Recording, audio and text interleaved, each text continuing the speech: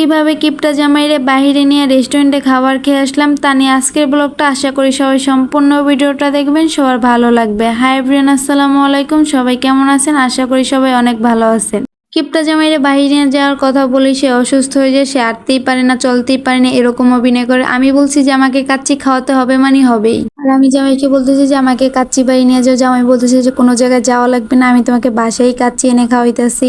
অবশ্যই নিয়ে যাওয়ার জন্য রাজি হলো, আর আমি তো ঝটপট রেডি হয়ে নিলাম। কি আর করবো, বেশি লেট করলে পরে নাও নিয়ে যেতে পারে।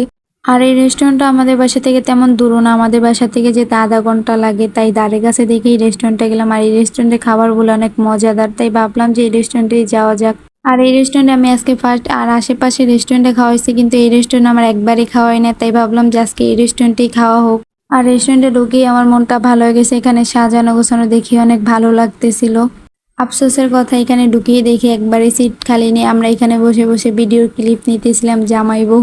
আর তোমাদের ভাই একদমই ক্যামেরার সামনে আসতে চায় না, তাকে জোর করে ক্যামেরার সামনে আনতে হয়। সে একদমই ক্যামেরার সামনে আসা একদমই পছন্দ করে না। আর তোমাদের ভাইয়ের সাথে ভিডিও করতে গেলে সে অনেক হাসে, তাই তার সাথে তেমন ভিডিও করা হয় না।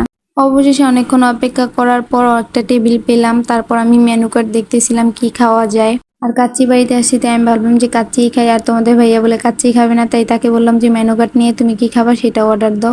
আর তোমাদের ভাইয়া মন দিয়ে ফোন টিপতেছে, আর আমি বলতেছি যে কখন খাবার আসবে। অবশেষে অপেক্ষা করার পর দুইটা সস দিল, আর এখানে আমি বসে বসে সস দুইটা ট্রাই করতেছিলাম কেমন মজা। আর এটাকে দেখে কিন্তু কেউ সস মনে করো না, এটা কিন্তু একটা আচার। আমি কিন্তু ফার্স্টে দেখে ভাবছি যে এটা সস, কিন্তু এটা সস না, এটা কিন্তু আচার। আর এটা ছিল টমেটো সস। দোনোটাই আমার কাছে অনেক ভালো লাগছে, দোনোটাই অনেক মজার ছিল।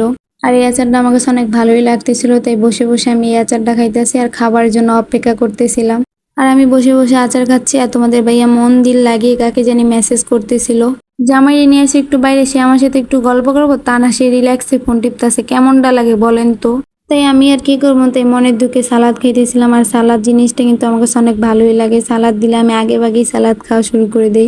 আর অবশেষে আমাদের খাবারও চলে আসলে, দেখেই তো আমার মনটা ভরে গেছে, জানি না কেমন স্বাদ হবে। তাই চালু চালু করে খাবার খেতে প্লেট নিয়ে বসে গেলাম। আর এই রেস্টুরেন্টের সার্ভিসটা কিন্তু অনেক ভালোও ছিল, ভিতরে অনেক সুন্দর সাজানো গোছানোও ছিল। আর তোমাদের ভাইয়া বলতেছে তার কাছে বলে কাচ্চিটা একদমই ভালো লাগে না, জানি না কেন।